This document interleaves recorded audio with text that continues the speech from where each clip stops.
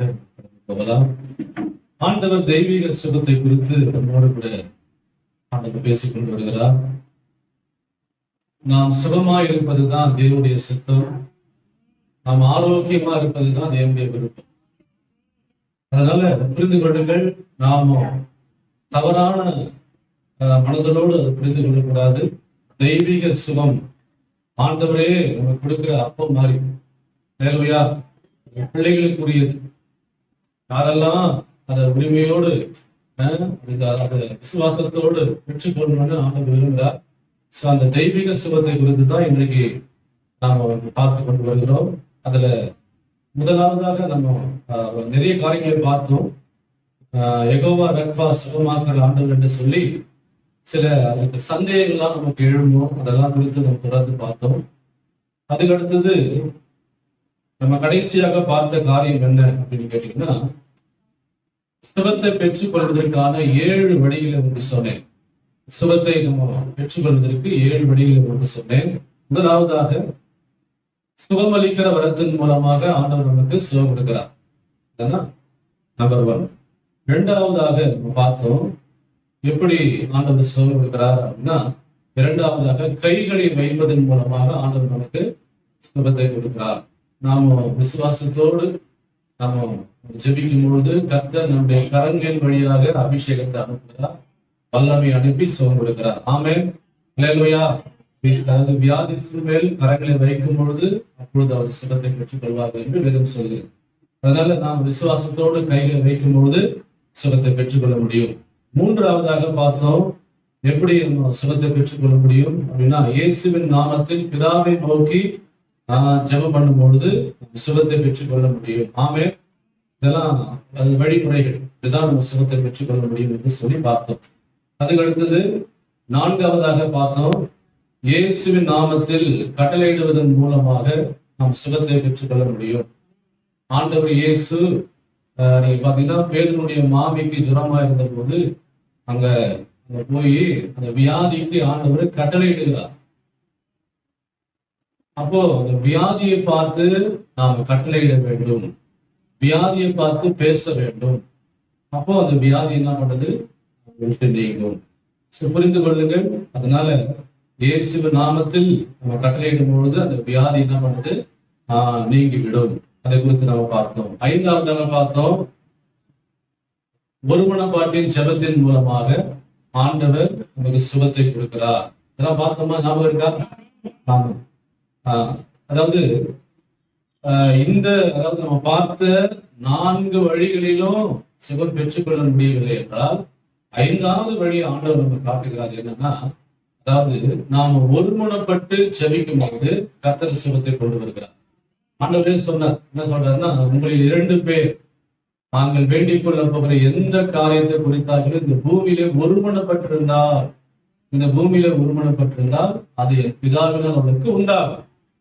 அப்போ நாம 2-3 பேரு அதாவது சேர்ந்து நாம ஜெபிக்கும் பொழுது கர்த்தர் அந்த சுகத்தை கட்டளையிடுகிறார். அல்லேலூயா. ஏற்கனவே சொன்னேன், அதாவது எங்க 2 பேராவது 3 பேராவது என் நாமத்தினால கூடி ஜெபிக்கிறார்களோ ஆராதிக்கிறார்களோ அங்கே அவர் நடுவிலே நான் இருக்கிறேன் என்று சொன்னார் ஆண்டவர். அப்போ நாம சேர்ந்து ஜெபம் பண்ணும்பொழுது ஆண்டவர் அங்க வருகிறார். வந்து என்ன பண்றாரு, நம்ம பண்ற ஜெபத்துக்கு ஆண்டவர் ஆமேன்னு சொல்றார். நம்ம பண்ற ஜெபத்துக்கு என்ன சொல்றாரு, ஆண்டவர் ஆமேன்னு சொல்றாரு. ஆமேன்னா என்ன அர்த்தம்? அப்படியே ஆழ்கடவுது. அப்போ ஆண்டவர் அங்க வந்து நம்ம பண்ண ஜெபத்துக்கு அப்படியே ஆழ்கடவுதுன்னு சொல்றாரு. உடனே என்ன ஆகுது, அங்கே நம்ம அவங்களுக்கு சுகம் கிடைச்சிருக்கு. ஆமென். இதெல்லாம் ஆண்டவர் வழிமுறைகளை வைத்திருக்கிறார். அதுக்கு அடுத்தது கடைசியாக நம்ம ஆறாவது காரியமாக சொன்னேன், அதாவது சபையின் மூப்பர்களை என்ன பண்ணோம், அதாவது வியாதிப்படும் போது சபையின் மூப்பர்களை அடைத்து எண்ணெய் பூசி ஜெபிக்கும் பொழுது கர்த்தர் என்ன பண்றாரு, அவங்களுக்கு அற்புத சுகத்தை கொண்டு வருகிறார். ஆமென். அதனால உங்களில அதாவது உங்களுடைய உறவினர்கள் யாராவது வியாதிப்பட்டிருந்தா உடனே ஐயோ டாக்டர் கிட்ட போலான்னு சொல்லாதீங்க. முதல்ல இதெல்லாம் விசுவாசத்தை செயல்படுத்துங்க. முதல்ல என்ன பண்ணணும், வசனம் என்ன சொல்லுது, உடனே என்ன பண்ணு, அந்த ஊழியக்காரர்களை கூப்பிட்டு முதல்ல ஜெபிக்கணும். என்ன பண்ணலாம், நம்ம ஜெபிச்சுக்கலாம். ஆண்டவர் எனக்கு சுகத்தை கொடுப்பார் அப்படின்ற ஒரு விசுவாசம் நமக்குள்ள இருக்கும். அல்லேலூயா. புரிந்து கொள்ளுங்கள். நம்ம எல்லாம் பண்ணிட்டு கடைசியாக என்ன சொல்றது, நாம ஊழியக்காரரை கூப்பிட்டு ஜெபம் பண்ணாக்கா அப்புறம் நமக்கு ஒண்ணுமே நடக்காது. ஆண்டவர் பாக்குறாருல்ல, விசுவாசத்தை பாக்குறாரு ஆண்டவர். அதனால நீங்க எல்லாமே பண்ணிட்டு டாக்டரை பார்த்துட்டு மருந்து மாத்திரை எல்லாம் சாப்பிட்டுட்டு அது முடியலன்னா கடைசியா ஊழியக்காரரை கூப்பிட்டு ஜெபம் பண்ணீங்கன்னா அது முடியாத காரியம். ஆமே. அப்ப முதல்ல ஃபர்ஸ்ட் உதவி செய்யறது யாருன்னா நம்ம ஆண்டவர் தான். அவரை நம்ம என்ன பண்ணோம், முதல்ல வரவழைத்து நீங்க ஜெபிக்க வைக்கும் பொழுது கர்த்தர் அற்புத சுகத்தை கொண்டு வருவார். ஆமே. ஓகே. அதுக்கு அடுத்தது கடைசியாக பார்த்தோம், தெய்வீக சுகத்தை பெற்றுக்கொள்வதற்கு கடைசி வழி என்ன, அதாவது விசுவாசித்து, தெய்வீக சுகத்தை விசுவாசித்து நாம ஏற்றுக்கொள்வதன் மூலமாக ஆண்டவர் தெய்வீக சுகத்தை கொடுக்கிறார். ஆமே. நீங்க யாருகிட்டையும் போய் நீங்க ஜபிக்க தேவையே இல்லை. இந்த காரியம் யாருகிட்டையும் போய் தலைகளை கொடுத்து ஜபிக்க வேண்டிய அவசியமே இல்லை. நீங்களே வேத வசனத்துல நீங்க என்ன பண்ணுங்க, ஆனால் வேத வசனத்துல என்னை குறித்து சுகத்தை குறித்து எங்கெல்லாம் போட்டிருக்கோ அந்த வசனத்தை குறித்து என்ன பண்ணுங்க சொல்லி நீங்க அதாவது அறிக்கை பண்ணும்பொழுது ஆண்டவர் என்ன பண்றாரு, உங்களுக்கு சுகத்தை கொடுப்பார். அல்லேலூயா. அதனால பைபிள்ல ஆண்டவர் சுகத்தை குறித்து நிறைய எழுதி வச்சிருக்கிறார். அதனால நீங்க அதை எடுத்து நீங்க வாயினால் அறிக்கை பண்ணும் பொழுது அது உங்களுக்கு சுகத்தை கொண்டு வரும். ஆமே. இதுதான் நிலையான ஒரு சுகம், என்றைக்கும் நிலைத்திருக்கிற சுகம். அல்லேலூயா. புரிந்து கொள்ளுங்கள். அதனால 7 வழிகளை இதெல்லாம் நம்ம பார்க்கணும். இன்றைக்கு அதோட கூட என்ன பார்க்க போகிறோம்னா, தெய்வீக சுகத்தை குறித்து, தெய்வீக சுகத்தை பற்றி தவறான மனநிலை, இன்னைக்கு அதை குறித்து பார்க்கணும். தெய்வீக சுகத்தை குறித்து தவறான மனநிலை அல்லது தவறான எண்ணங்கள் இன்னைக்கு நமக்குள்ள வருகிறது. அதை குறித்து தான் நீங்க நம்ம பார்க்க போகிறோம். அல்லேலூயா. நம்முடைய மனசுல தவறான எண்ணங்கள் வந்துட்டாலே தெய்வீக சுகத்தை ஒரு நாளும் பெற்றுக்கொள்ளவே முடியாது. நல்லா புரிந்து கொள்ளுங்கள். நம்முடைய சிந்தையில தவறான அதாவது காரியங்கள், அதாவது தவறான எண்ணங்கள் வந்துட்டா தெய்வீக சுகத்தை ஒரு நாளும் பெற்றுக்கொள்ளவே முடியாது. அல்லேலூயா. புரிந்து கொள்ளுங்கள். அதனால ஆண்டவர் உங்க உள்ளத்தை பார்க்கிற, மனுஷனும் முகத்தை பார்க்கிற. அதனால நீங்க என்ன நினைக்கிறீங்க, என்ன சந்தேகத்துல இருக்கிறீங்க, இதெல்லாம் ஆண்டவர் பார்க்கிற. அல்லேலூயா. அதனால என்ன சொல்றேன்னா, நம்ம தவறான இந்த மனசுல தவறான எண்ணங்களோ காரியங்களோ அது வராதபடி காத்துக்கொள்ளும். வேத வசனம் என்ன சொல்லுது? அல்லேலூயா. வேத வசனம் என்ன சொல்லுது? அதுதான் நீங்க பார்க்கணும். அதனால நீங்களாகவே ஒன்றை நினைச்சுக்கிட்டு நம்ம மனசுல தவறா இதை எடுத்துக்கிட்டு அப்படின்னா தெய்வீக சுகம் ஒரு நாள் பெற்றுக்கொள்ளவே முடியாது. ஆமே. அல்லேலூயா. ஆமா. அதனால டிஎல் மொழி இப்படி சொல்றார், அதாவது நான் காண்கிறதுனால நான் அசைக்கப்படுவதில்லை, நான் உணர்வதனால அசைக்கப்படுவதில்லை, தேவனுடைய வசனத்துல தான் நான் அசைக்கப்படுகிறேன் சொல்றேன். அல்லேலூயா. அந்த மாதிரி நம்ம தேவ வசனம் என்ன சொல்லுது அதை முதல்ல பார்க்கணும். அதுதான் முக்கியம். ஆமே. அதாவது நீங்க பாத்தீங்கன்னா நம்ம நிலத்துல பயிர்களை நம்ம விளைக்கும், அந்த பயிர்களை விதைக்கும் பொழுது, நிலத்துல பயிர்களை விதைக்கும் பொழுது நம்ம களைகளை விதைப்பதில்லை. நல்லா புரிஞ்சுக்கிட்ட. நிலத்துல பயிர்களை விதைக்கும் பொழுது களைகளை நம்ம விதைப்பதே இல்லை. ஆனா நல்லா கவனிங்க, பயிரை தான் விளைச்சோம், ஆனா களைகள் தானாகவே விடுகிறது. எப்ப தெரியுது? பயிர் வளரும் பொழுது கிளைகளும் விடுகிறது. அப்போ அது என்ன பண்றோம் அப்படின்னா, பயிர் நல்லா இருக்கணும்னா அந்த அந்த கிளையெல்லாம் என்ன பண்றோம், நேரம் எடுத்து அந்த கிளையெல்லாம் அறுத்து போடுவோம். பணத்தை செலவு பண்ணி அந்த கிளையெல்லாம் என்ன பண்றோம், அதெல்லாம் எடுத்து போடுவோம். அப்பதான் அந்த பயிர் ஹெல்த்தியா இருக்கும். நீங்க அப்படியே அந்த பயிரோடு கூட அந்த கிளையை வளர்ந்துட்டீங்கன்னா அது வீக் ஆயிடும் பயிர். புரிஞ்சிச்சு. அல்லேலூயா. அதே போலதான் தேவனுடைய வார்த்தையை தான் விதைக்கிறோம். சாத்தான் என்ன சொல்றான், சாத்தான் தவறான எண்ணங்களை விதைச்சு விடுறான். அல்லேலூயா. சாத்தான் களையை விதைச்சிடுறான், தவறான எண்ணங்களை விதைச்சிடலாம். மனசுல வந்து தவறான எண்ணங்கள் வர மாதிரி விதைச்சிடலாம். அதனால என்ன ஆயிடுச்சுன்னா நம்ம தவறா புரிந்து கொள்ளணும். அதனால சுகங்கள் நம்ம பெற்றுக்கொள்ள முடியவில்லை. அல்லேலூயா. அதனால இன்னைக்கு என்ன பண்ணணும்னா தவறான மனநிலையை கொஞ்சம் ஆண்டவர் கிளியர் பண்ண விரும்புகிறார். அல்லேலூயா. தவறான மனநிலை, தவறான எண்ணங்கள் ஆண்டவர் அந்த கடையெல்லாம் என்ன பண்றாரு, அதை அடியோடு எடுத்து விடும்படியாக இன்னைக்கு நம்ம கிளியர் பண்ண போறார். எத்தனை பேருக்கு ஆயுதமாக இருக்கிறீங்க? ஓகே. நாளைக்கு நீங்க முதலாவது தவறான மனநிலை என்ன? முதலாவது தவறான மனநிலை என்ன அப்படின்னா, அதாவது நிறைய பேருக்கு ஒரு சந்தேகம், நிறைய பேர் ஒரு பிரச்சனை இருக்குன்னா இந்த மாதிரி பவுலுக்கு வந்து ஒரு முள் கொடுக்கப்பட்டிருக்கிறது. அதனால எனக்கும் அந்த முள் கொடுக்கப்பட்டிருக்கிறது. நிறைய பவுலுக்கு ஒரு முள் கொடுக்கப்பட்டிருக்கிறது. அதனால வியாதி என்கிற முள் எனக்கு கொடுக்கப்பட்டிருக்கிறது.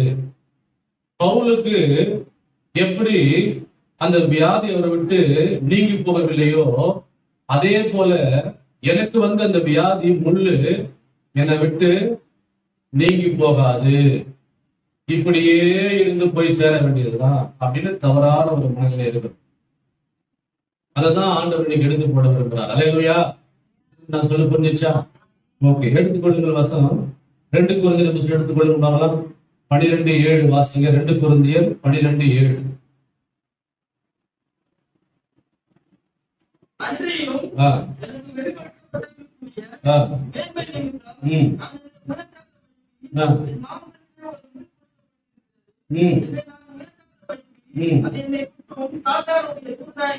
ஓகே. எடுத்துறீங்களா வசனத்தை?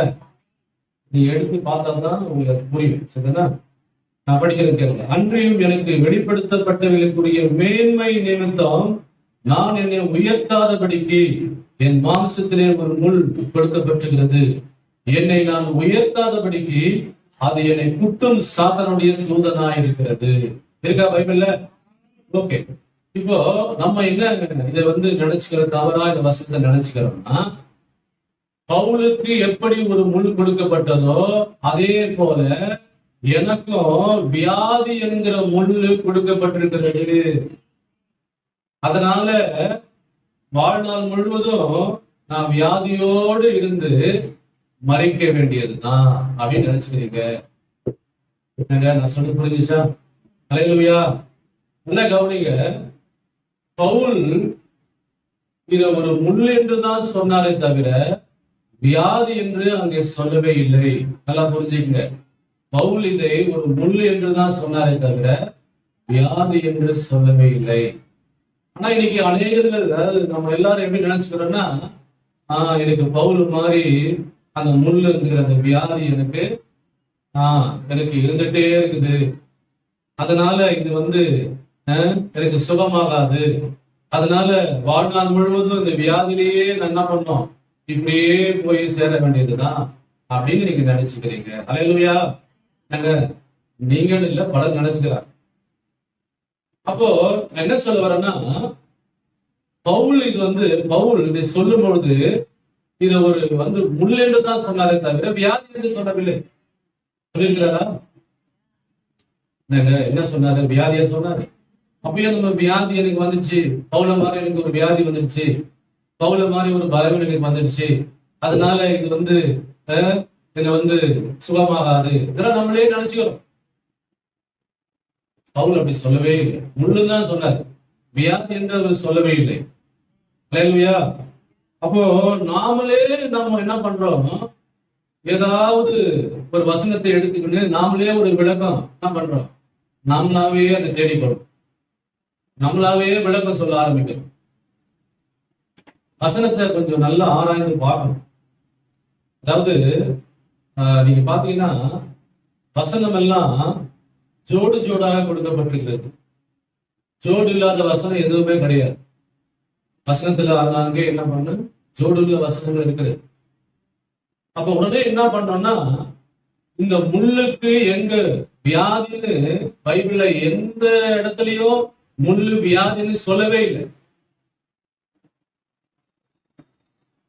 அப்போ ஆண்டவர் அப்ப எங்க இந்த முள்ள குறித்து போட்டிருக்கு, அதான் நீங்க உங்களுக்கு சொல்ல போறேன். அல்லேலூயா. புரிந்து கொள்ளுங்க. அதனால நாமளே இந்த வசனத்தை எடுத்துக்கிட்டு தவறா என்ன பண்ணக்கூடாது, நினைச்சு கொள்ளக்கூடாது.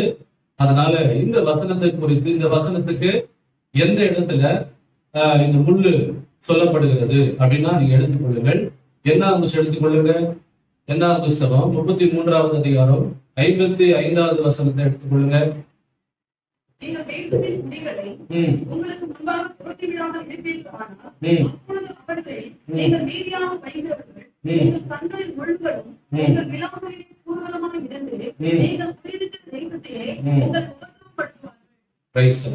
இங்க என்ன வருது? எடுத்தீங்களா வசனத்தை? இன்னும் தேடுறீங்களே, எவ்வளவு நேரம் ஆகுது? உங்க தேடி இருக்குது. எடுத்தாச்சா? அங்க என்ன கொடுக்கப்பட்டிருக்கிறது? என்ன வசனம் சொல்லுது? என்ன சொல்றாரு?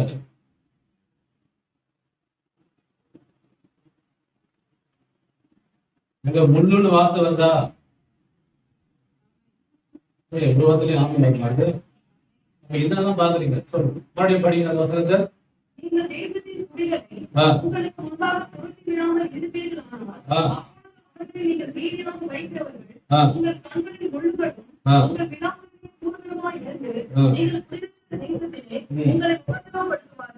ஓகே, இருக்கா? நல்லா கவனிங்க.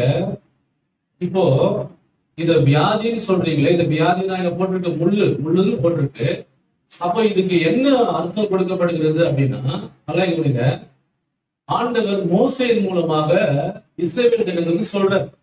என்ன சொல்றாருன்னா, நீங்க கானானுக்குள்ள நீங்க கானானை சோதரிக்கும் பொழுது அங்கே கானானியர்கள் நிறைய பேர் இருப்பாங்க. கானானியருக்குள்ள நீங்க போகும்பொழுது அந்த இடத்துல யார் இருப்பாங்கன்னா, நிறைய பேரு கானானியர்கள், புறஜாதியார்கள் அங்க என்ன பண்ணுவாங்க, இருப்பாங்க. இப்போ நீங்க என்ன பண்ணணும், அந்த புறஜாதியாரை எல்லாரையும் துரத்தி விட வேண்டும் என்றார். துரத்தினு சொல்ற. ஒருவேளை நீங்க பரிதாபப்பட்டு நீ கொஞ்சம் பேரை நீங்க அங்க வச்சுட்டீங்கன்னா, அது ஃபியூச்சர்ல அவங்க உங்களுக்கு முள்ளாக மாறி விடுவார்கள். நாங்க இருக்கா பைபிள்ல? ஃபியூச்சர்ல உங்களுக்கு எப்படி மாறிடுவாங்க? முள்ளாக மாறி விடுவார்கள். உங்களை குத்தி கொண்டே இருப்பாங்க, உங்களுக்கு எதிர்ப்பு தெரிவித்துக் கொண்டே இருப்பாங்க. அதனால நீங்க என்ன பண்ணணும்னா, அங்க போய் நீங்க சும்மா இல்லாதபடி அந்த புறஜாதி எல்லாரையும் என்ன பண்ணுங்க, விரட்டி அடிச்சிருங்க. நீங்க கொஞ்சம் பேரை வச்சாக்கா உங்களுக்கு முள்ளாக தான் மாறிடுவாங்க. ஆமே. அப்போ இந்த இடத்துல வியாதின்னு எதுவுமே சொல்லப்படவே இல்லை. முள்ளு என்ற அர்த்தத்துக்கு வியாதி என்ற அர்த்தம் சொல்லப்படவே இல்லை. அப்போ நாமவே நம்ம என்ன பண்றோம்னா, நம்ம வியாதின்னு சொல்லி இன்னைக்கு நம்ம சொல்லி கொடுத்துருக்கோம். எனக்கு சொல்லுங்க, நான் சின்ன பேரை சொல்லி புரியுச்சா? ஓகே, ஆமையில வர மாட்டேங்குது. ஆமைனா நான் சொல்றது புரியுதா? புரிஞ்சா ஒரு தலையை கூட ஆட்டுங்க. நீங்க அமைதியா இருக்கிறத பார்த்தா உங்களுக்கு புரியுதா, புரியலையா? இது ரொம்ப முக்கியமான சப்ஜெக்டுங்க. அதான் நான் ஏற்கனவே சொல்லிட்டேன்ல. அதாவது நம்முடைய மனநிலை ரொம்ப முக்கியம். நம்முடைய மனசுல தவறான எண்ணங்கள் வந்துச்சுனாலே தெய்வீக சுகத்தை பெற்றுக்கொள்ளவே முடியாது. சில ஆண்டுக்கு உதாரணத்துக்கு பாருங்க, மனசெல்லாம் வேற எங்கேயோ இருக்குது. நீங்க என்னை பார்த்து தலையை மட்டும் ஆடுறீங்க அப்படின்னா தெய்வீக சுகத்தை பெற்றுக்கொள்ளவே முடியாது. இப்போ இது என்ன அர்த்தத்துல வசனத்துல சொல்றாங்கன்னு கவனமா கேட்டாங்கன்னா ஆண்டவர் உங்களுக்கு கிளியர் பண்ணுவாரு. கிளியர் பண்ணி உங்களுக்குள்ள ஒரு விசுவாசத்தை கொண்டு வருவாரு. தெய்வீக சுகத்தை பெற்றுக்கொள்ள முடியும். ஆமென் சொல்றீங்க? அல்லேலூயா. அப்போ இங்க நல்லா கவனிங்க. அப்போ முள்ளுன்னு சொல்லும் பொழுது அது வியாதி என்று சொல்லப்படவில்லை.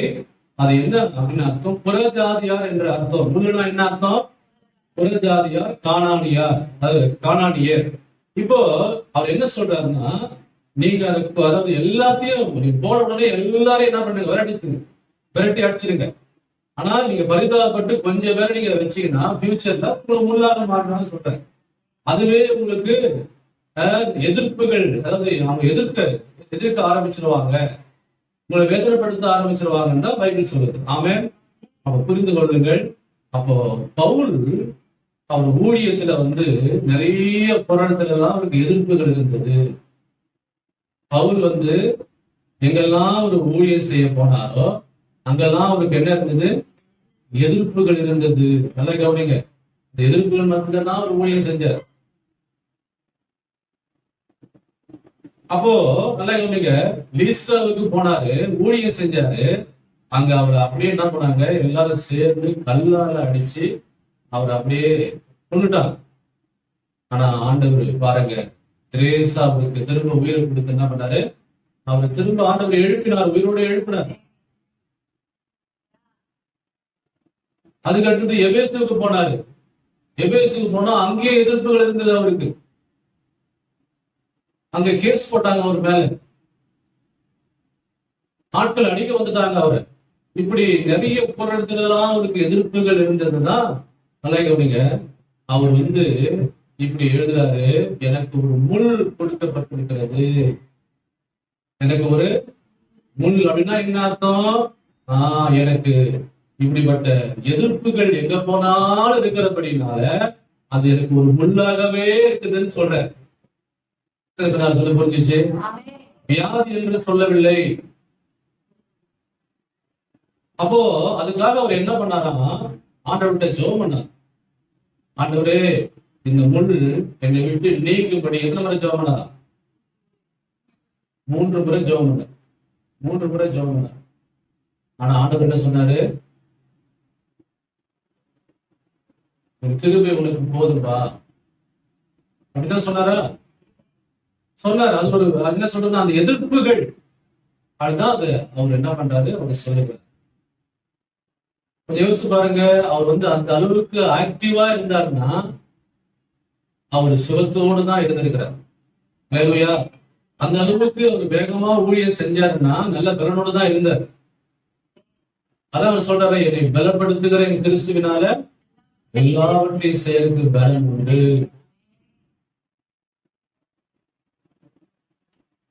அப்போ வியாதினும் பொழுது அவருக்கு ஒருவேளை கை கால் ஏதாவது விளங்காம போச்சா, அப்படி இருந்திருந்தா அவரால் ஊழியம் செஞ்சுக்க முடியாத. ஏதாவது ஒரு வலியோடு அவர் போராடி கொண்டிருந்து ஊழியம் செய்ய முடியாது. அந்த அளவுக்கு எதிர்ப்புகளை வைத்துதான் இது என்ன பண்றாரு, அவர் சொல்லுகிறார். இதுதான் எனக்கு ஒரு பெரிய ஒரு முள்ளாக எனக்கு இருக்கிறது. அதனால கர்த்தரிடத்தில் நான் வேண்டிக் கொண்டேன், அவரு கிருபை போதும். நல்லா கவனிங்க. அதுக்கு அடுத்தது பவுல் நல்லா கவனிங்க, அந்த வசனத்தை மறுபடியும் எடுங்க, மறுபடியும் அந்த வசனத்தை படிங்க. 2 கொரிந்தியர் 12:7.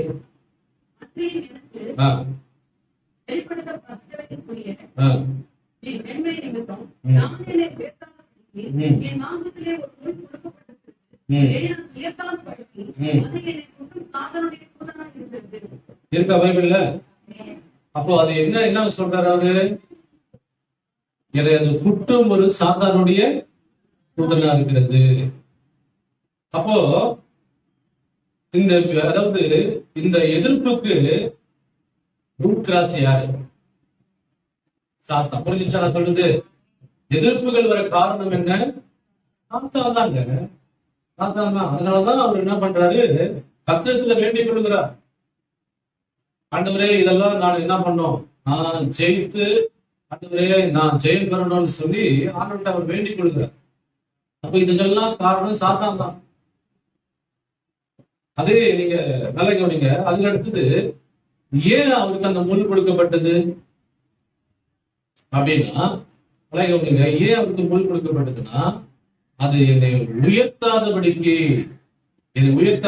அதுதான் என்ன அர்த்தம்? பவுல் நிறைய வெளிப்பாடுகளை பெற்றுக் கொண்டார். பெரிய வெளிப்பாடுகள் எல்லாம் பவுல் மூலமா ஆண்டவர் என்ன பண்ணாரு, அதாவது நிறைய ஆண்டவத்துல பெற்றுக் கொண்டார். நீங்க பாத்தீங்கன்னா நிறைய நிருபங்களை எழுதினவர் அவர் தான். ரோமர் புஸ்தகத்தை எழுதினவர் அவர் தான். 1 கொரிந்தியர் 2 கொரிந்தியர் எழுதினவர் அவர் தான். 1 தீமோத்தேயு 2 தீமோத்தேயு எழுதினவர் அவர் தான். 1 தெசலோனிக்கேயர் 2 தெசலோனிக்கேயர் எழுதினவர் அவர் தான். கலாத்தியர், பிலிப்பியர், எபேசியர் இதெல்லாம் எழுதினவர் அவர் தான். தீத்து, பிலேமு இதெல்லாம் கடைசி எபிரேயர் இதெல்லாம் யார் எழுதுனது? அப்போஸ்தலனாகிய பவுல் தான் எழுதினார். அப்ப அவருக்கு பெரிய வெளிப்பாடுகளை கிடைத்ததுனாலதான் அவர் இப்படிப்பட்ட நிருபங்களெல்லாம் எழுதி வைத்தார். அல்லேலூயா. அது மாத்திரமா, இரண்டாம் வருகை குறித்து கூட பைபிள் எழுதியிருக்கிறார். எவ்வளவு பெரிய ஒரு வெளிப்பாடுகள் பாருங்க.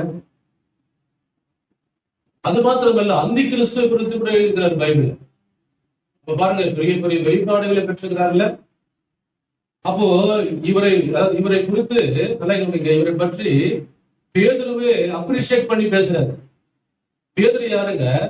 பேதுரு ஒரு பெரிய அப்போஸ்தலன், பிஷப். அவர் பேதுரு அப்போஸ்தலனா இருக்கும்போது அப்பதான் இவர் ரட்சிக்கப்பட்டார். யார்? பவுல். சரிதானா? ஆனா அப்படி ஒரு மூத்த, அதாவது பெரிய அப்போஸ்தலனாகிய பேதுருவே பவுலை குறித்து பாராட்டி பேசுகிறார். என்ன பேசுகிறாரு? பவுல் எழுதின இந்த விருப்பங்கள் எனக்கே புரிந்து கொள்வதற்கு ரொம்ப கஷ்டமா இருக்கிறது, அறிகிறதுக்கு கஷ்டமா இருக்குது. அப்படின்னா என்னன்னா, வெளிப்பாடுகள் நிறைய கிடைச்சிருக்குது அவருக்கு. அல்லேலூயா. அப்போ இவ்வளவு வெளிப்பாடுகளை பெற்ற வெளிப்பாடுகள் பெற்றுக்கொண்ட பவுல், அவருக்கு பெருமை வரத்துக்கு ஒரு நிமிஷம் கூட ஆகாதுல்ல. என்னங்க, நம்ம ஆளுங்க பரலோகத்தை பார்த்தாலே ஒரு பெருமை வந்துட்டு, நான் பரலோகத்துக்கு போனேன் 1000 முறை சொல்லுவாங்க, பரலோகத்துக்கு போனேன், இயேசு பார்த்தேன், இயேசு, அவங்களுக்கும் ஒரு பெருமை. ஆனா இவர் பாருங்க, நிறைய வெளிப்பாடுகளே பெற்றுக்கொண்ட பவுல், ஆனா பைபிள் சொல்றது, அது வெளிப்பாடுகள் அதுவே என்ன உயர்த்தி விடக்கூடாது, என்னை பெருமை பாராட்டி விடக்கூடாது என்பதற்காக அது எனக்கு ஒரு குற்றம் சாத்தானுடைய தூதனா இருக்கிறது. அல்லேலூயா. இன்னைக்கு அதாவது இன்னைக்கு சாப்பிட்டுலாம் போயிட்டு நம்ம ஜெபம் பண்றோமே, எந்த வசனத்தை கொண்டு ஜெபம் பண்றோம்? சொல்லுங்க, எந்த வசனத்தை கொண்டு ஜெபம் பண்றாங்க? வெளிப்பாடுகளை பெற்ற யாரு? அப்போஸ்தலனாகிய பவுலுடைய வசனத்தை குறித்து தான் ஜெபம் பண்ணிட்டு வரோம். அல்லேலூயா. என்ன போட்டிருக்கிறாங்க? அன்றியும் சகோதரரே, நித்திரை அடைந்த நிமித்தம் நம்பிக்கையற்றவர்களான நீங்கள் துக்கித்து அறிவிலா இருக்க எனக்கு மனதில்லை. இயேசுவானவர் எப்படி மரித்து அவர் உயிர் தெழுந்தாரோ விசுவாசிக்கிறோமோ, அப்படியே கிறிஸ்துவுக்குள் நித்திரை அடைந்தவர்களை அவரோட கூட கொண்டு வருவார். எழுதிருக்கா பைபிள்ல. அப்போ இன்னைக்கு போய் ஒரு சார் வீட்டுல போயிட்டு இந்த வேத வசனத்தை சொல்லி ஜெபம் பண்ணிட்டு வரோம். எப்படி வரோம் தெரியுமா? நிம்மதியா. இல்லைன்னா ஆளாளுக்கு ஒரு கேள்வி கேட்பானுங்க. என்ன சொல்றீங்க? அல்லேலூயா. புரிந்து கொள்ளுங்கள், அவர் எழுதி வச்ச காரியம் தான் இந்த செகண்ட் கம்மிங். சொன்னாரு, ஆரவாரத்தோடும் பிரதான தூதனுடைய சத்தத்தோடும் தேவ காலத்தோடும் வானத்திலிருந்து அவர் இறங்கி வருவார். கிறிஸ்துவுக்குள் மரித்தவர்கள் முதலாவது எழுந்திருப்பார்கள், பின் உயிரோடு இருக்கிற நாமும் அவரோடு கூட எதிர்கொண்டு மேலோடு கூட ஆகாயத்தில் எடுத்துக் கொள்ளப்பட்டு என்றென்றைக்கும் கர்த்தரோடு கூட இருப்போம். என்ன, எப்படி ஒரு நம்பிக்கையான வார்த்தைகள், எப்படி ஒரு வெளிப்பாடுள்ள ஒரு வார்த்தைகள். நீங்க வீட்டுல போனா அவன் அப்படியே என்ன சொல்றான், ஐயோ போயிட்டாரே போயிட்டாரே போயிட்டாரே, மார்பலி வயிற்று அடிச்சுன்னு அழுகுறாங்க. அப்படியே கீழே புரண்டி அழுகுறாங்க. அவங்களுக்கு என்ன நம்பிக்கை? இனிமேல் அவங்கள பார்க்க முடியாது, அதனால என்னை விட்டு போயிட்டாருன்னு அழுகுறாங்க. அல்லேலூயா. அந்த நேரத்துல கொடுக்கப்பட்ட இந்த வார்த்தை தான் அவங்களுக்கு ஆறுதல் அளிக்கக்கூடிய வார்த்தைகள். அப்போ புரிந்து கொள்ளுங்கள், அப்போ இந்த வெளிப்பாடுகளை பெற்றவர் யாரு?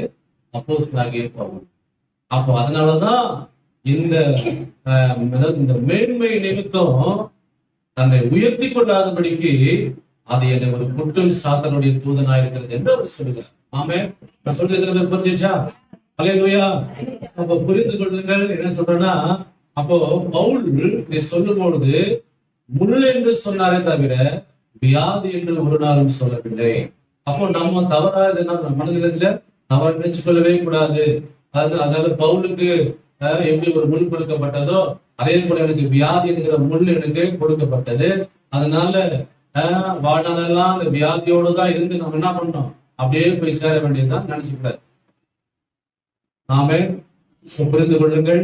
அதனால இப்படிப்பட்ட அந்த தவறான எண்ணத்தை எடுத்து போட்டு என்னன்னா, அந்த எதிர்ப்புகள், அந்த என்ன சொல்ற எதிர்ப்புகள், போராட்டங்கள், இதெல்லாம் அவருக்கு அப்படி ஊழியத்தில் இருந்ததுனாலதான் அந்த காரியத்தை அவர் என்ன பண்றாரு, தேவனத்துல கேட்கிறார், இதெல்லாம் என்னை விட்டு நீங்கும்படி எனக்கு உதவி செய்யுங்க. ஆமென். அல்லேலூயா. புரிந்து கொள்ளுங்கள். அதுக்கு அடுத்தது நல்லா கவனிங்க. இரண்டாவது தவறான மனநிலை. ஃபர்ஸ்ட் மனநிலை சொல்லிட்டேன். அதெல்லாம் இனிமேல் வியாதின்னு சொல்லவே கூடாது. பவுலுக்கு எப்படி ஒரு முள் என்று வியாதி கொடுக்கப்பட்டது, அதே மாதிரி எனக்கும் வியாதி வந்துச்சுன்னு யாரும் சொல்லக்கூடாது. இது தவறான மனநிலை. ஆமென். அல்லேலூயா. சரி, ஓகே. அப்ப பவுல் ஊழியம் செஞ்சாரா? பெரிய அற்புதங்களை செஞ்சாரா? ஆத்மாக்கள் ஆதாயம் செஞ்சாரா? அப்போ அது என்னன்னா, காரணம் என்னன்னா, தேவனுடைய கிருபை இருந்ததுனாலதான் அவர் எல்லாவற்றையும் செய்து முடிச்சா. ஆமென். அப்போ நீங்க தவறாக புரிந்து கொள்ளக்கூடாது. ஓகே. அதுக்கடுத்து இரண்டாவது தவறான மனநிலை என்ன அப்படின்னு கேட்டீங்கன்னா, நல்லா கேட்டீங்க. அதாவது 2 தீமோத்தேயு எடுத்துக்கொள்ளுங்கள். 2 தீமோத்தேயு 4:20 வாசிங்க.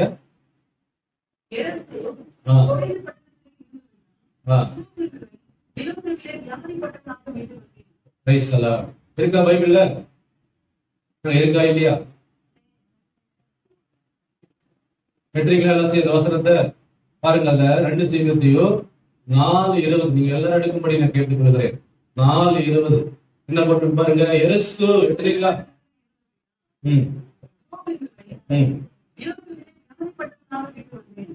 எல்லாமே ஓகே. அப்ப இங்க என்ன போட்டிருக்கு? எரிஸ்து புரிந்துபட்டதில் இருந்து விட்டால் துரோபிமுவை மிலேத்துவில் வியாதிப்பட்டவனாக விட்டு வந்தேன் சொல்றாரா? மிலேத்துவிலே வியாதிப்பட்டவனாக விட்டு வந்தேன். யார் சொல்றது? அதாவது தீமோத்தேயுவுக்கு எழுதும் போது சொல்லுகிறார். தீமோத்தேயு யாரு சொல்லுங்க? தீமோத்தேயு யாரு? அவர் ஒரு ஊழியர், இளம் ஊழியர். அவருக்கு நிருபத்தை எழுத, அப்ப அவருக்கு எழுதும் போது என்ன சொல்றாரு அப்படின்னா, இப்ப நம்முடைய ஊழியத்துல இருந்தாலே துரோபிமோ அவர் மீலத்துவில வியாதிப்பட்டவனாக நான் விட்டு வந்துட்டேன்ற. அப்போ நம்ம என்ன இந்த வசனத்தை என்ன நினைச்சுக்கிறோம்னா, அப்போ பவுல் அவ்வளவு பெரிய பவுல், பெரிய அப்போஸ்தலன், அற்புதங்களை செய்தவர். ஆனா இங்க மீலத்துவிலே அந்த துரோபிமுவை ஜெபம் பண்ணி அவனை சுகம் கிடைக்காததுனால அவன் அங்கேயே வியாதிப்பட்டவனாக விட்டு வந்துட்டாரு அப்படின்னு ஒரு தவறான முன்னுரிமை. இதெல்லாம் படிச்சுக்கிறீங்களா நீங்க பைபிள்ல? இத்தனை பேர் படிச்சுக்கிறீங்க இதெல்லாம்? அல்லேலூயா. இப்பதான் பாஸ்டர் அந்த வசனமே எனக்கு தெரியுது. தெரியும், படிச்சிருக்கீங்கன்னா உங்களுக்கு தெரிஞ்சிருக்கும். ஒருவேளை இது கண்ணுக்கு உங்களுக்கு தெரியலன்னா இப்பதான் உங்களுக்கு ஆண்டு உங்களுக்கு புரிய வைக்கிறேன். அல்லேலூயா. இப்போ புரிந்து கொள்ளுங்கள். இங்க நல்லா கவனிங்க. மீலத்துவிலே அப்போஸ்தலனாகிய பவுல் இவனை வியாதிப்பட்டவனாக விட்டு வந்து விட்டார். இவனுக்கு அந்த சுகம் கிடைக்கவில்லை. பவுல் ஜெபித்து இவனுக்கு சுகம் கிடைக்கவில்லை. அதனால இவர் என்ன பண்றாரு? அவசரமா ஊழியத்துக்கு போகணும்னு சொல்லிட்டு அப்படியே வியாதியோடு என்ன பண்ணிட்டாரு? அவனை விட்டு வந்து விட்டார். நல்லா கவனிங்க. இவனை அதாவது இவனை குறித்து பைபிள் என்ன போட்டிருக்குன்னா, நம்ம நினைச்சுக்கிறோம் அதே மாதிரிதான் துரோபிமு எப்படி வியாதியோடு இருந்து மறிச்சாரோ, அதாவது எப்படி அவர் வியாதியோடு இருந்து அப்படியே இருந்தாரோ, அதே போல நானும் என்ன பண்ண வியாதியோடு இருந்து மறிச்சிட வேண்டியதுதான் அப்படின்னு நம்ம நினைச்சோம். துரோபிமு இந்த ஒரு வசனம் மட்டும் போட்டு இல்ல, அதுக்கு அடுத்து துரோபிமு சுகம் பெற்று ஊழியம் சேர்ந்தார் என்று பைபிள்ல போட்டிருக்கு. ஆமென் சொல்றீங்களா? அல்லேலூயா. இந்த ஒரே வசனத்தை நம்ம எடுத்துக்கிட்டு பவுல், பெரிய பவுல், அவரே ஜெபம் பண்ணி என்ன பண்ணல, வியாதி சுகமாகல, அப்படியே விட்டு வந்துட்டாரு அப்படின்னு நினைச்சுக்கிறீங்க. ஆனா இதுக்கு இன்னொரு வசனம் இருக்குது. அவரு அங்க சுகத்தை பெற்றுக்கொண்டு அவர் திரும்ப பவுலோடு ஊழியம் செஞ்சாரு பைபிள்ல போட்டுருக்கு. திரும்ப ராமன் சொல்றீங்க. அல்லேலூயா. புரிந்து கொள்ளுங்கள். பவுல் ஒரு நல்ல கவனிங்க, அதாவது ஒரு டீம் ஸ்பிரிட் உள்ளவர். பவுல் ஒரு நல்ல டீம் ஸ்பிரிட் உள்ளவர். அப்படின்னா என்ன அர்த்தம்னா, நல்ல அதாவது அது ஒரு ஐக்கியமாக குழுவாக செயல்படுகிறவர். நல்லா புரிஞ்சு கொள்ளுங்க. உங்களுக்கு அந்த டீம் ஸ்பிரிட் இருக்கணும். நீங்க தனியா போற வர நீங்கன்னா என்னைக்கும் ஆபத்து தான். அது இயேசுநாதருக்கு கூட, இயேசுநாதருக்கு எப்படிதான் தெரியுமா? தனியா அவர் செயல்படவே இல்லை. இயேசுநாதருக்கு க்ளோஸா இருந்தவங்க யார் தெரியுமா?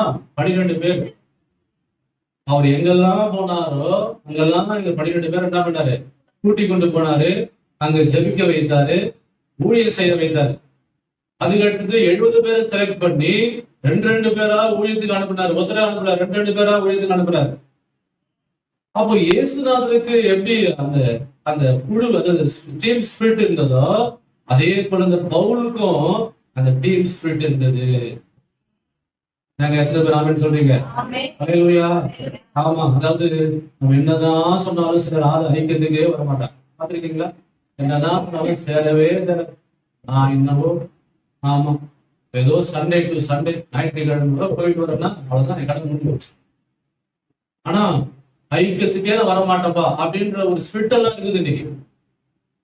நான் சொல்றேன், ஆண்டவர் இயேசு கூட இந்த ஸ்பிரிட் என்ன தெரியுமா? அவரு ஒரு குழுவாக செயல்படுகிறார். ஐக்கியத்தை நாடி சென்றவர், ஐக்கியத்தை என்ன பண்ணாரு, குழுவாக ஏற்படுத்தினவர். ஐக்கியத்துக்கு அதாவது ஐக்கியத்தை உருவாக்கி என்ன சொல்றது, ஐக்கியமா இருந்தா ஊழியம் செஞ்சார், ஐக்கியமா இருந்தா ஜெபம் பண்ணாரு. ஆமென் சொல்லுங்க. ஆமென் தானே? என்ன போட்டிருக்கு பைபிள்? அப்போ ஒரு டீம் ஸ்பிரிட். இவர் பாருங்க, இவர் கூட யார் டீம்ல இருந்தாங்க தெரியுமா? பவுல் கூட இருந்தவங்க சொல்லுங்க பாக்கலாம். யாரு சொல்லுங்க? துரோபிமு, அதுக்கடுத்து எப்பாப்ரோ, நல்லா படிக்க முடியுதா? அப்போ அதுக்கடுத்து சொல்லுங்க பிலோமு, அதுக்கடுத்தது தீத்து, ஷீலா, இருக்காங்களா? இன்னும் நிறைய பேர் இருக்கிறாங்க, சொல்றாங்க. அப்போ இவர் வந்து ஒரு பெரிய ஒரு டீமை ஃபார்ம் பண்ணாருங்க. ஃபார்ம் பண்ணி என்ன பண்ணாரு, நல்லா செபிக்க வைத்தாரு, ஊழியத்துல அவங்க இன்வால்வ் பண்ணாரு. அதான் கர்த்தர் ஒரு அமோகமா எடுத்து அபிஷேகத்துக்கு பயன்படுத்தினார். புரிந்து கொள்ளுங்க. அதனால நாமும் ஒரு குழுவாக செயல்படும் போது நான் சொல்றேன், உங்களை ஆண்டவர் உங்களை வேண்டுதலை நிறைவேற்றுவார். அதே மாதிரி உங்களுக்கு நல்ல சுகத்தை கொடுப்பார், நல்ல பலனை கொடுப்பார், ஆசீர்வாதமா கர்த்தர் வைப்பார். சொல்றீங்க? ஹல்லேலூயா. புரிந்து கொள்ளுங்கள். சரி, ஓகே. இப்போ இந்த துரோபிமு நீங்க சொல்றீங்க, இப்போ சுகமாயிட்டாரு, ஊழியத்துல வந்து சேர்ந்து கொண்டாரு. எங்க இருக்கு? பைபிள்ல இருக்கு, எடுத்துக்கொள்ளுங்க. அப்போஸ்தலர் எடுத்துக்கொள்ளுங்க. 24 வாசிங்க பார்க்கலாம். அப்போஸ்தலர் 24 வாசிங்க பார்க்கலாம். என்ன போட்டிருக்கு?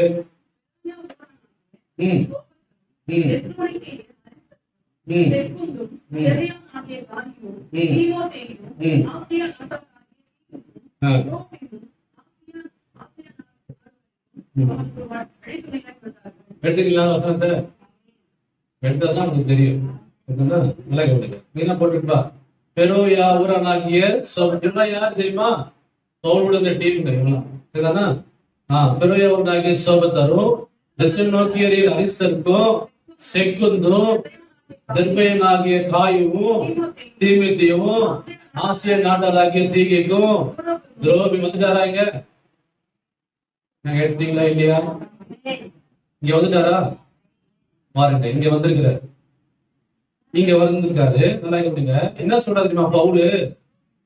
அவனுக்கு வழித்துணையாய் வந்தார்கள். அப்ப இந்த அப்போஸ்தலர் லூக்கா எழுதினவர் என்ன சொல்றாருன்னா, அங்க அதாவது பவுல் துரோபிமுக்கு என்ன பண்றாரு, வியாதிப்பட்டவனாக விட்டுதான சொன்னார்ல, அவனுக்கு ஜெபித்து அவனுக்கு சுகம் கிடைக்கல, அவன் வியாதியோட தான் இருக்கிறான். அதனால பவுல் என்ன பண்றாரு, வந்துட்டாரு ஊழியத்துக்கு. அப்போ இங்க பாக்குறோம், நல்லா கவனிங்க, லூக்கா எழுதுறாரு, இவங்களை வந்து திரும்ப அவர் சுகம் பெற்று இங்க அவருடைய டீம்ல வந்து அவர் சேர்ந்து கொள்கிறார். சேர்ந்து கொள்றாரா இல்லையா? நல்லா படிச்சீங்களா? அது பெரோயா ஊரானாகிய சோபத்தரும், தெசலோனிக்கேயரில் அரிஸ்தர்க்கும், செக்குந்து, தெர்பேயனாகிய காயுவும், தீமோத்தேயுவும், ஆசியா நாட்டாளாகிய தீகிக்கும், துரோபிமுவும் ஆசியா நாடு வரைக்கும் அவனுக்கு அவர் சுகத்தை பெற்றுக் கொண்டுதான் வந்திருக்கிறாரு. சரிதானா? ஓகே. அதுக்கு அடுத்தது இன்னொரு வசனம். அப்போஸ்தலர் 20:17 வாசிங்க.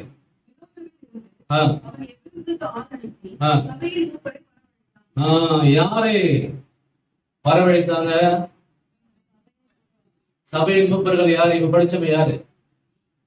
அதுல துரோபிமு. இது படிச்ச நிறைய படிச்சல, அதுல ஒருவர் தான் துரோபிமு. இவங்களெல்லாம் என்ன பண்ணிருக்கிறாரு, அங்க வரவழைத்திருக்கிறார். அப்போ இவர் வந்து வியாதியோடு மறித்து விட்டாரா? வியாதி சுகம் பெற்று வந்தார். வாங்கிட்டாருதான். திரும்ப நல்ல புரிஞ்சிச்சு. புரியுதா? அப்ப இவர் சுகம் பெற்று கொண்டுதான் இங்க வந்திருக்கிறார். அப்போ நல்லா கவனிங்க.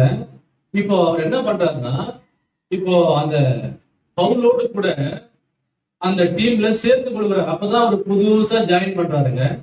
அப்பதான் அவர் என்ன பண்றாரு, புதுசா ஜாயின் பண்றாரு, மிஷனரியா ஜாயின் பண்றாரு. அல்லேலூயா. மிஷனரி ஊழியெல்லாம் உங்களுக்கு தெரியும் இல்லையா? மிஷனரி ஊழியெல்லாம் தியாகம் நிறைந்த ஊழியர்கள். அதெல்லாம் அவங்கெல்லாம் தன்னுடைய இடத்தையும் தன்னுடைய நாட்டையும் வீட்டையும் சொந்தத்தையும் எல்லாம் விட்டுட்டு என்ன பண்ணுவாங்க? ஆமா, எங்கேயோ தெரியாத ஒரு தேசத்துக்கு என்ன பண்ணுவாங்க? போய் சுவிசேஷம் ஊழியம் செய்வாங்க. புரிஞ்சுச்சா? ரொம்ப தியாகம் அவசியம் ஊழியத்துல. அங்கெல்லாம் போனீங்கன்னா சாப்பாடு சரி இருக்காது, அதுக்கடுத்து தண்ணீர் சரி இருக்காது, அங்கெல்லாம் கிளைமேட் சரி இருக்காது. புரிந்து கொள்ளுங்க. நான் கூட பீகாருக்கு போனேன். பீகாருக்கு போய் ஊழியம் சேர்த்தேன். அங்க பாத்தீங்கன்னா நம்ம ஊர் மாதிரி அங்க கிடையாது. நான் என்ன நினைச்சேன்னா, நல்லா சாப்பாடு போடுவாங்க, சாப்பிடலாம்னு நினைச்சேன். சாப்பாடு வரும் காத்துருந்தா சப்பாத்தி எடுத்து வந்து வைக்கிறாங்க. சரி, எப்பயாவது ஒரு வேலை இருந்தா பரவாயில்ல, எனி டைம் 3 வேளையும் சப்பாத்தி. போய் யோசிச்சு பாருங்க. நம்ம 3 வேலை இங்க சப்பாத்தி சாப்பிட்டா என்ன ஆகும்? சொல்லுங்க, என்ன ஆகும்? சத்தமா சொல்லுங்க.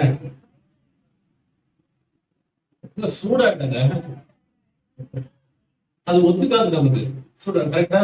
சூடாட்டம் சப்பாத்திலே சாப்பிட்டா சூடாட்டம். அப்புறம் சப்பாத்தியா சீன் ஆயிடும். கரெக்டா? அங்க போன உடனே நீங்க பாத்தீங்கன்னா சப்பாத்தி தான் கொடுத்து இருந்தாங்க. ரொம்ப கஷ்டமாயி போச்சு பாருங்க. அதுக்கு அடுத்தது எப்போது ஒரு முறை சாப்பாடு எடுத்து வச்சாங்க. அது கொஞ்சம் சாப்பாடு எடுத்து கிடக்குது, கொட்டை கொட்டையா இருக்குது. நீங்கெல்லாம் ரேஷன் கடை சாப்பாடு சாப்பிட்டீங்களா இல்லையா? எத்தனை பேரு சாப்பிட்டீங்களா? உங்களுக்கு தெரியும். சரி, இப்ப நம்ம என்ன சாப்பாடு சாப்பிடுறோம்? மனசாட்சியத்தோடு சொல்றோம். என்ன சாப்பாடு சாப்பிடுறோம்? கடை அரிசி தான். என்ன அரிசி? பொன்னி அரிசி தானுங்க. பொன்னி தானே சாப்பிடுறீங்க. இருக்கிறதுலே வெளியே அரிசி என்னது? அதான் கேட்கறேன். பொன்னி அரிசி அதுவும் கேட்கிறோம். வெளியசா இருக்குது அரிசி. அப்படி கேட்டு சாப்பிடுறோமா? நல்லா கவனிங்க. ஆனா அங்க போன பீகாருக்கு போனா இவ்வளவு பெரிய சாப்பாடு கிறிஸ்மஸா இருக்கு, ஜீரணமே ஆகுது. யோசிச்சு பாருங்க. அந்த மிஷினரி ஃபீல்ட் எல்லாம் அப்படிதான் இருக்கும், தெரியுமா? ஆமா, அதெல்லாம் அங்க போய் எல்லாத்தையும் வெறுத்துட்டு தான் அங்க போய் என்ன பண்றாங்க? ஆண்டவருக்காக நிக்கிறாங்க. ஹல்லேலூயா. எது வந்தாலும் பாத்துறோம் நிக்கிறாங்க. புரிந்து கொள்ளுங்கள். அந்த மாதிரி ஒரு துரோகிக்கு புதுசா என்ன பண்றாரு? ஜாயின் பண்றாரு மிஷனரி ஊழியத்துல. அப்போ இவருக்கு ஏன் திடீர்னு வியாதி வந்துச்சு அப்படின்னா, அந்த சாப்பாடு சரியில்லை. ஒரு இடத்துல சாப்பாடு சரி இருக்குமா? சரி இருக்காது. தண்ணி சரி இருக்காது. அதுக்கு அடுத்தது கிளைமேட் சரி இருக்காது. அதனால என்ன ஆயிடுச்சு? அவனுக்கு ஒத்துக்கல, உடம்புக்கு ஒத்துக்கல, கிளைமேட் சரியில்லை. அதனால என்ன ஆயிடுச்சு? திடீர்னு கோல்ட் ஆகி ஜுரம் வந்துடுச்சு, அவருக்கு வியாதி வந்துடுச்சு. புரிந்து கொள்ளுங்க. ஆனா நல்லா கவனிங்க. ஆனா பவுல் ஜெபித்து ஆனா சுகம் கிடைக்கல. ஆனாலும் நல்லா கவனிங்க, பிறகு லேட்டா அவருக்கு சுகம் கிடைச்சு என்ன பண்ணாரு? ஊழியத்துல மிஷனரியா திரும்ப ஜாயின் பண்ணிட்டாரு. ஹல்லேலூயா. புரிந்து கொள்ளுங்கள். அப்போ இங்க நம்ம என்ன, நம்முடைய மனநிலை என்னன்னா, அப்போ இந்த வசனத்தை நம்ம எடுத்துக்கொண்டு என்ன சொல்றோம்னா, அதாவது துரோகியும் வியாதிப்பட்டவனா இருந்தா, ஆனா பெரிய அப்போஸ்தலன் பவுல் ஜெபித்து கூட அவனுக்கு சுகம் கிடைக்கல. அதனால அவன் அப்படியேதான் வியாதிலேயே இருந்தான் அப்படின்னு நம்ம நினைச்சிட்டோம். இப்போ உங்களுக்கு புரிஞ்சிச்சா? அந்த வசனத்தை காட்டும் பொழுது அவனுக்கு வியாதியில இருந்தது உண்மைதான். அப்போஸ்தலன் பவுல் ஜெபித்து அவனை சுகமாக்கவில்லை என்பது உண்மைதான். ஆனாலும் நல்லா கவனிங்க, அவர் அந்த வியாதி அவருக்கு நிரந்தரமா இல்ல, லேட்டா சுகமாகி பிறகு என்ன பண்ணாரு? ஊழியத்தில் அவர் சேர்ந்து கொண்டார். ஆமென். ஹல்லேலூயா. புரிந்து கொள்ளுங்க. அதனால சில வியாதிகள்லாம் இருக்குது. அதாவது அது என்னன்னா உடனே சுகமாகாது, சுகமா புரிஞ்சுச்சா? டிஃபரெண்ட் இருக்கு. சில வியாதிகள் டிஃபரெண்ட் இருக்கு. அதனால உடனே நீங்க சுகம் கிடைக்கலன்னு சொல்லாதீங்க. அப்புறம் சுகம் கொடுப்ப கொஞ்சம் கொஞ்சமா சுகமாகும். ஆண்டவருக்கு நன்றி சொல்லுங்க. ஹல்லேலூயா. புரிந்து கொள்ளுங்க. ஆனா நீங்க சுகமா இருப்பதுதான் கர்த்தருடைய சித்தம். ஆமென். ஓகே. அதுக்கு மூன்றாவது மூன்றாவது தவறான மனநிலை அப்படின்னு சொல்லி பார்க்க போறோம். யோவான் புத்தகம் எடுத்துக்கொள்ளுங்கள். யோவான் 9வது அதிகாரம் 1-3 வரைக்கும் வாசிங்க. என்ன போட்டிருக்கு?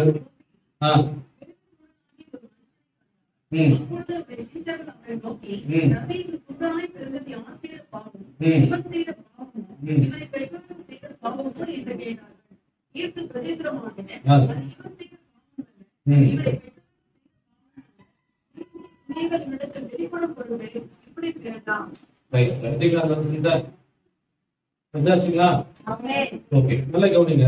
என்ன போட்டிருக்கு? அவர் அப்புறம் போகையில் பிறவி குருடனாகி ஒரு மனுஷனை கண்டார். அப்பொழுது அவருடைய சீஷர்கள் அவரை நோக்கி, ரபி, இவன் குருடனாய் பிறந்ததை யார் செய்த பாவம்? இவன் செய்த பாவமோ? இருக்கா பைபிள்ல? இவன் செய்த பாவமோ? இப்ப இவன் என்ன சொல்றாங்க? இவன் செய்த பாவமோ? அப்போ இவன் குருடனாய் பிறந்தது யார் செய்த பாவம்? இவன் செய்த பாவமோ? இந்த வசனத்தை நம்ம ஆளுங்க எடுத்துக்கு என்ன பண்றாங்க தெரியுமா? யாராவது வியாதியில அவன் படுத்துட்டானா, என்ன பண்ணானோ தெரியல, என்ன பாவம் செஞ்சானோ தெரியல, இப்படி எடுக்கிறான் அப்படின்னு நம்ம ஆளுங்க டக்குன்னு அப்படியே பழைய சொல்லிக்கிறான். அப்படிலாம் நம்ம வாயிலிருந்து அந்த வார்த்தை வரவே கூடாது. வியாதிகளுக்கெல்லாம் பல காரணங்கள் உண்டு. அதனால இந்த வசனம் தெளிவா சொல்றது, ஆண்டவரே சொல்றாரு, இது இவன் செய்த பாவம் அல்ல. அல்லேலூயா. அதனால நீங்க போய் ஒரு பாவம் செஞ்சுட்டா என்ன சொல்லுது? அதனால ஒரு வியாதிப்பட்டுனா நம்மளே போய் என்னதான் பாவம் செஞ்சான்னு தெரியல, அதனாலதான் இந்த மாதிரி இருக்கிறான் பண்ணு அப்படின்னு யாரையும் சொல்லாது. அல்லேலூயா. சோ ஆண்டவரே சொல்லிட்டாரு, இவன் செய்த பாவம் அல்ல. அதுக்கடுத்தது, இவனை பெற்றவர்கள் செய்த பாவமோ என்று கேட்டார்கள்.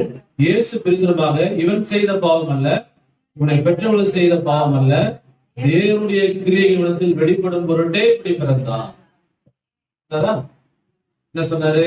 அண்ணா, இவன் செய்த பாவம் அல்ல, பெற்றவர்கள் செய்த பாவம் அல்ல, தேவனுடைய கிரியைகள் இடத்துல வெளிப்படும் பொருட்டே பிறந்தான். இப்போ இந்த வசனத்தை நம்ம என்ன பண்றோம்? தவறா எடுத்துக் கொள்கிறோம். நம்ம என்ன கேட்கணுமா? வியாதியா இருக்கும்பொழுது வியாதியா இருக்கும்பொழுதுதான் தேவநாமம் மகிமைப்படுகிறது. வியாதியா இருக்கும்பொழுதுதான் என்னங்க நம்ம நினைச்சுக்கிறோம், வியாதியா இருக்கும்போதுதான் தேவநாமம் மகிமைப்படுகிறது. அதனால ஆண்டவரே இந்த வியாதியில சந்தோஷப்படுற, அதனாலதான் இந்த வியாதியில அப்படியே நம்ம இருக்க வச்சுட்டாரு அப்படின்னு நம்ம தவறா நினைச்சுக்கிறோம். நல்லா கவனிங்க. அதாவது இயேசு தேவனுடைய நாமம் மகிமைப்படி இப்படி பிறந்தான் என்று சொல்லவில்லை. தேவனுடைய நாமம் மகிமைப்படும்படி இப்படி பிறந்தான் என்று இயேசு சொல்லவே இல்லை. நல்லா அந்த வசனத்தை புரிஞ்சு கொள்ளுங்க. என்ன சொன்னார் இயேசு? தேவனுடைய கிரியைகள் வெளிப்படும் பொருட்டே இப்படி பிறந்தான். இருக்கா பைபிள்ல? தேவனுடைய நாமம் மகிமைப்படும்படி இப்படி பிறந்தான்னு சொன்னாரா? என்ன சொன்னாரு? தேவனுடைய கிரியைகள் வெளிப்படும் பொருட்டே இப்படி பிறந்தான். அதை நீங்க தவற எடுத்துக் கொள்ளக்கூடாது. சரிதானா? நல்லா கவனிங்க. இப்போ அடுத்த கேள்வி என்னன்னா, இப்ப தேவனுடைய நாமம் இவனுடைய வாழ்க்கையில் எப்போ மகிமைப்பட்டது? இவன் குருடனா இருந்த போது தேவனுடைய நாமம் மகிமைப்பட்டதா, இல்ல இவன் சுகம் பெற்ற போது தேவனுடைய நாமம் மகிமைப்பட்டதா? அதான் பாயிண்ட். இவன் குருடனா இருந்த போது தேவநாமம் மகிமைப்படவில்லை, இவன் சுகத்தை பெற்றுக் கொண்ட பிறகுதான் தேவநாமம் மகிமைப்பட்டது. அல்லேலூயா. அப்போ புரிந்து கொள்ளுங்கள். அப்போ இவங்க குருடனா இருக்கிற வரைக்கும் தேவனுடைய நாமம் மகிமைப்படவில்லை. அப்போ நம்ம என்ன நினைச்சுக்கிறோம்? நம்ம வியாதியில இருக்கும் பொழுதுதான் தேவநாமம் மகிமைப்படும் அப்படின்னு நம்ம தவறா எடுத்துக் கொள்ளக்கூடாது. ஆமென். அல்லேலூயா. புரிந்து கொள்ளுங்கள். அதனால நாம இன்னொரு காரியத்தை சொல்றேன். லாசரு பாருங்க. லாசரு தேவநாமம் மகிமைப்படுது. யோவான் 11வது எடுத்துக் கொள்ளுங்க. யோவான் 11வது அதிகாரம் 4வது வசனம் வாசிக்க பார்க்கலாம். என்ன போட்டிருக்கு?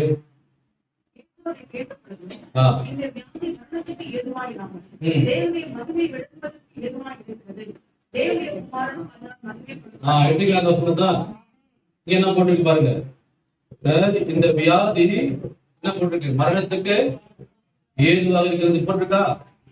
அப்போ தேவனுடைய நாமம் என்ன போட்டிருக்கு பாத்தீங்களா?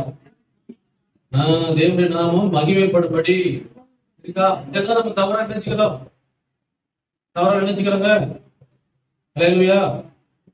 புரிந்து கொள்ளுங்கள், இந்த வியாதி மரணத்துக்கு ஏதுவாயிராமல் தேவனுடைய மகிமை விளங்குவதற்கு ஏதுவா இருக்கு. இதைதான் புரிச்சுக்கிட்டு என்ன பண்றாங்க, நான் வியாதியா இருக்கும்போது தேவ நாமம் மகிமைப்படுகிறது.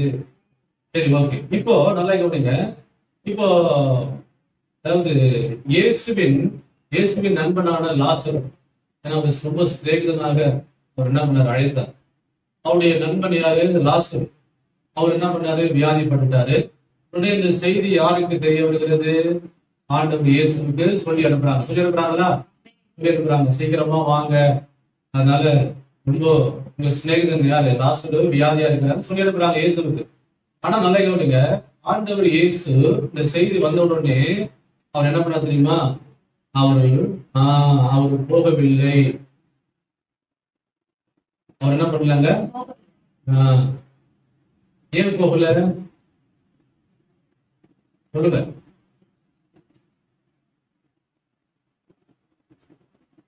அதாவது செய்தி அவர் கேட்கிறாரு. அப்போ கேட்ட உடனே அவர் என்ன பண்ண, உடனே போயிருக்கணுமா இல்லையா? ஆனா அவர் போகல. நல்லா கவனிங்க, ஏன் போகலன்னா நல்லா கவனிங்க, அவர் சொல்றாரு, நீ விசுவாசித்தால் தேவனுடைய மகிமையை காண்பாய். அப்ப எந்த அர்த்தத்துல அவர் சொல்றாரு, எந்த அர்த்தத்துல சொல்றாரு அவரு அப்படின்னா, நல்லா கவனிங்க, லாசரு வியாதியா இருப்பது உண்மைதான், லாசரு மரித்து போனது உண்மைதான், லாசரு கல்லறையில் வைத்தது உண்மைதான். ஆனா லாசரு அவன் உயிரோடு எழுந்து வருவான் என்று தேவன் சொன்னாரே, அதுதான் தேவ நாமம் மகிமைப்பட்டது. புரிஞ்சுச்சா? அல்லேலூயா. புரிந்து கொள்ளுங்கள். அப்போ அவரு வியாதியா இருக்கும்பொழுது தேவ நாமம் மகிமைப்படலைங்க. லாசரு உயிர்த்தெழுந்த பிற்பாடுதான் தேவ நாமம் மகிமைப்பட்டது. அதாவது இப்போ ஒரு வசனம் எடுத்துங்க, யோவான் 11:45 வாசிங்க. யோவான் 11:45 வாசிங்க. பாருங்க என்ன போட்டுருக்கு. அப்பொழுது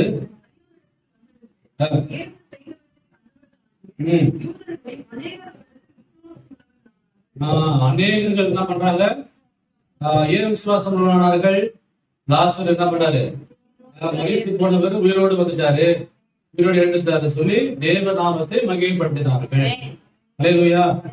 புரிந்து கொள்ளுங்கள். அதனால இப்படி நீங்க தவறா எடுத்துக்கொள்ளக்கூடாது. வியாதியா இருக்கும் போதுதான் தேவனுடைய நாமம் மகிமைப்படும் அப்படின்னு இல்லை. அதாவது அவர் சுகம் கிடைத்த உடனே தான் தேவ நாமம் மகிமைப்பட்டது. ஆமென். ஓகே. அதுக்கு அடுத்தது 4வது தவறான மனநிலை எடுத்துக்கொள்ளுங்கள். எபிரேயர் 12:6 வாசிங்க. சீக்கிரம் வாசிங்க.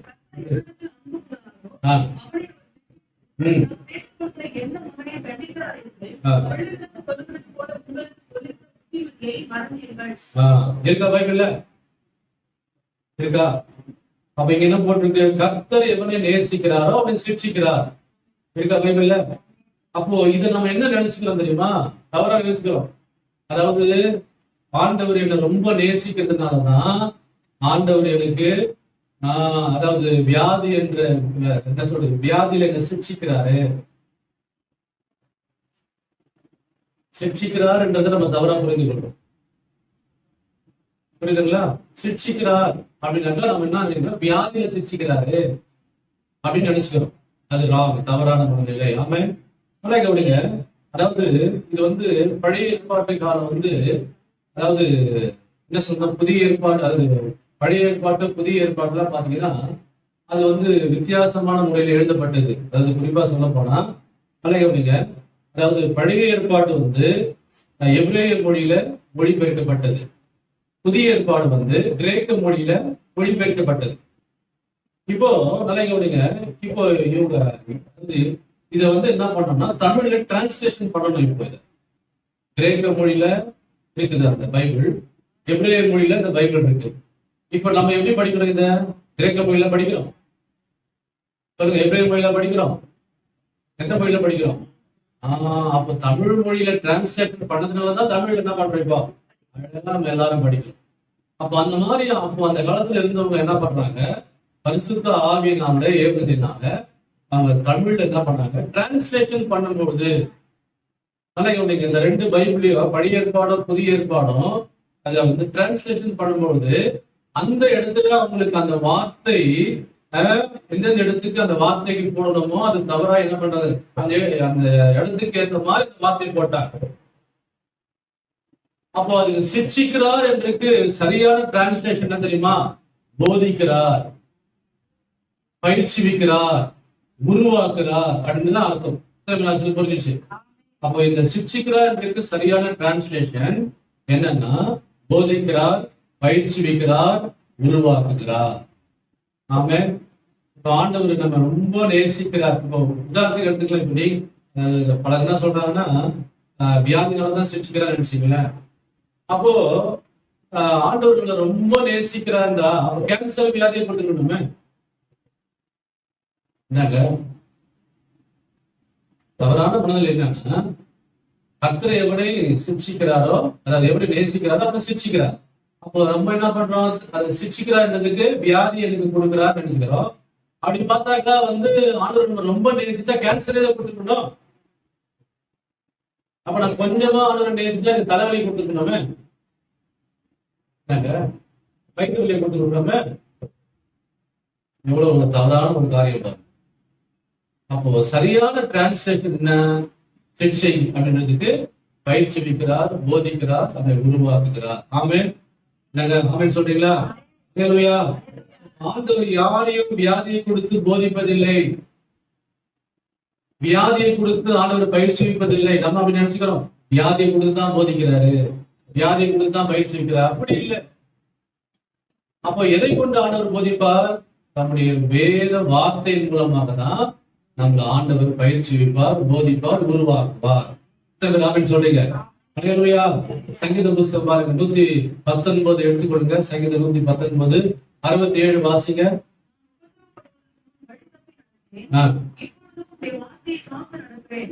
பாத்தீங்கன்னா இருக்கு என்ன சொல்ற சங்கீதக்காரன்? நான் உபத்திரப்படுவதற்கு முன்பாக எப்படி நடந்தேன்? வழி தப்பி நடந்தேன், இப்பொழுது உங்களுடைய வார்த்தையை காத்து நடக்கிறேன். இருக்கா பைபிள்ல? சங்கீதம் 119 71 வாசிங்க.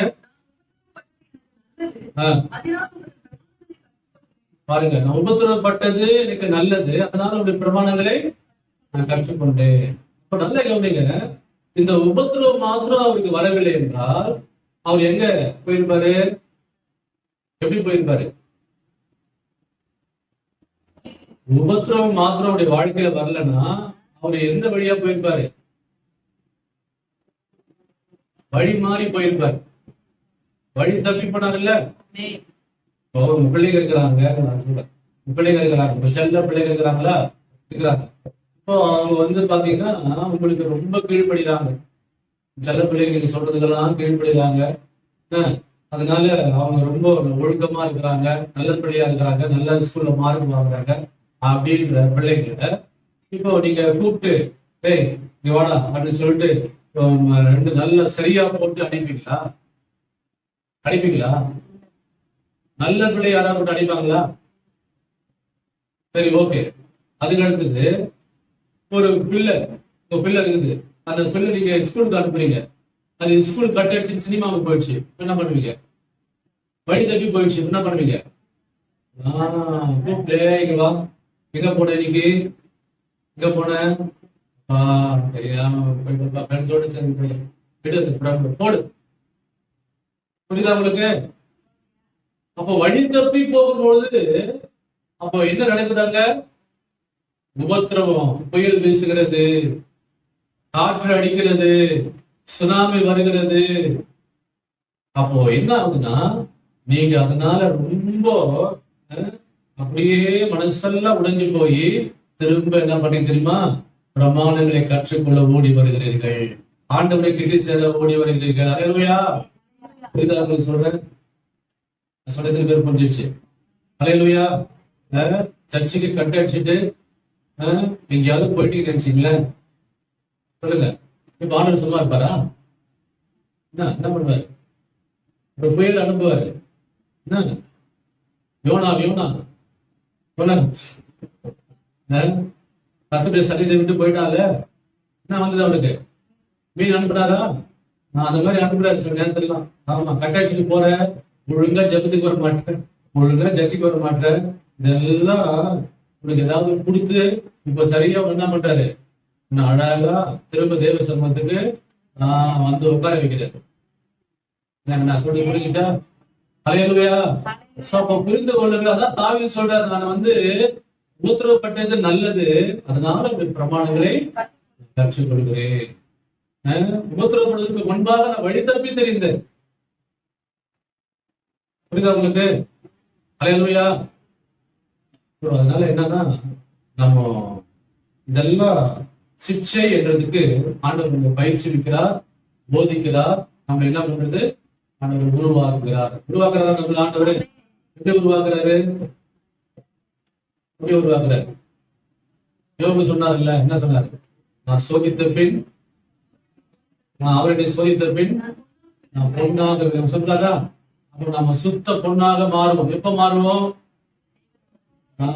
தேவன் ஒரு சிக்ஷை, அதாவது ஒரு உபத்திரம், என்ன சொல்றது, உபத்திரம் என்கிற அந்த அலை வரும்பொழுது, பிரச்சனை என்கிற அலை வரும்பொழுது நாம் என்ன பண்ண தெரியுமா? இன்னும் தேவனை கிட்டி சேர்வதற்கு கர்த்தர் நம்மை உருவாக்கி கொண்டே போவார். ஹல்லேலூயா. புரிந்து கொள்ளுங்கள். அதனால நம்ம அதை தவறா எடுத்துக்கொள்ளக்கூடாது. சிக்ஷை என்றது நம்ம வியாதியை கொடுத்துதான் நம்ம என்ன பண்றாரு, ஆண்டவர் நடத்துறாருன்னு சொல்லாதீங்க. புரிந்து கொள்ளுங்கள், அது தவறான காரியம். இல்லைன்னா அப்போ என்ன சொல்றேன்னா, நம்ம வாழ்க்கையில அதனால இப்படியெல்லாம் சில நேரத்துல நம்ம என்ன பண்ணோம், தவறான மனநிலையை நம்ம எடுத்துக்கொள்வதனாலதான் நமக்கு வியாதி சுகமாக இருக்கிறது. அப்ப இந்த தவறான எண்ணங்களை நம்ம எடுத்துட்டோம்னா நிச்சயமா ஆண்டவர் நம்ம என்ன பண்ணுவாரு, சுகத்தை பெற்றுக்கொள்ள முடியும். ஹல்லேலூயா. வார்த்தை என்னன்னா, யெகோவா ரப்பா, தேவன் நம்மை சுகம் கொடுக்கிற ஆண்டவர். அதனால ஆண்டவர் நான் சுகமாய் இருப்பது தேவனுடைய சித்தம், அதனால ஆண்டவர் என்னை சுகமாக்குவார் அப்படின்ற ஒரு எண்ணத்தோடு சிந்தையோடு நம்ம இருந்தோம் என்றால் நிச்சயமா நம்ம சுகமாயிடும். ஆமே. அதனால இந்த வசனத்தை நீங்களாகவே விளக்கம் கொடுத்து இப்படிதான் இருக்குமோ, இப்படிதான் அவங்க வியாதியா இருந்தாங்க, இப்படிதான் நம்மளும் வியாதியிலே இருப்போமோ அப்படின்னு நினைச்சுக்கிட்டீங்கன்னா நம்ம சுகத்தை பெற்றுக்கொள்ளவே முடியாது. ஆமே. இன்னைக்கு கொஞ்சம் தெளிவாயிட்டீங்களா? அதனால என்னன்னா, இவங்க எல்லாம் பாருங்க, அதாவது பரிசுத்தவான்கள்லாம் வியாதியா இருந்தது உண்மைதான், ஆனா அவங்க நாளடைவில் அவங்க சுகத்தை பெற்றுக் கொண்டார்கள். சுகத்தை பெற்றுக் கொண்டார்கள். அதனால நமக்கு தேவ நாமம் எப்பொழுது மகிமைப்படும் அப்படின்னா, வியாதியா இருக்கும் பொழுது அல்ல, சுகத்தை பெற்றுக் கொள்ளும் பொழுதுதான் நாம தேவ நாமம் மகிமைப்படும். ஹல்லேலூயா.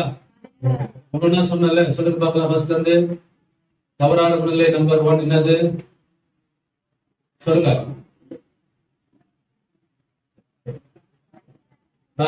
பவுலுக்கு ஒரு முள்ளு கொடுக்கப்பட்டது போல எனக்கும் வியாதி இருக்கிற முள்ளு கொடுக்கப்பட்டிருக்கிறது, அதனால நான் இந்த வியாதியிலேயே இருந்து சாக வேண்டியதுதான் அப்படின்னு நினைக்கிறார். அது தவறான மனநிலை. 2வது என்ன சொன்ன?